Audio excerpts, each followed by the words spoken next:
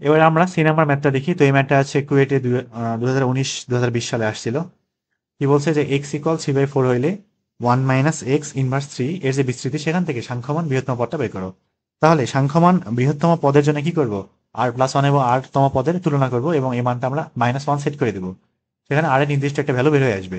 যদি পূর্ণ সংখ্যা হয় তাহলে ওই ওই পদ এবং তার পরবর্তী পদটা কি হবে, বৃহত্তম। যদি না হয় তাহলে দশমিক যদি হয় তাহলে পরবর্তী যে পূর্ণ সংখ্যা সেটাই হবে আমার কি বৃহত্তম পদ।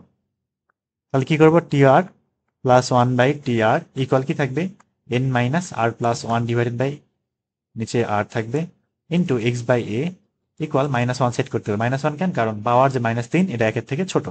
এটা কার জন্য লিখলাম, a plus minus x to the power n এর জন্য, এটা ঠিক আছে, এটার জন্য।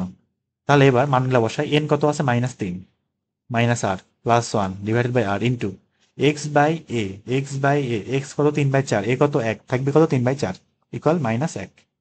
তাহলে এবার দেখি, এখানে 4r তো এই পাশে থাকবে হচ্ছে -4r, আর এখানে 3 দিয়ে ভিতরে গুণ করলে -9, -3r প্লাস 3। তাহলে -3r ওই পাশে গেলে -r থাকবে, আর এ পাশে -6 থাকবে। এখান থেকে আর এর মানটা কি থাকতেছে, অনলি 6। 6 কি এটা পূর্ণ সংখ্যা না, অতএব 6তম পদ এবং 6 + 1 7তম পদটা আমার কি সংখ্যামান বৃহত্তম হবে। অতএব 6তম পদ এবং 7তম পদ সমান, কিন্তু উভয় উভয় কি সমান হবে বা বৃহত্তম হবে আর কি। 7তম পদ বৃহত্তম।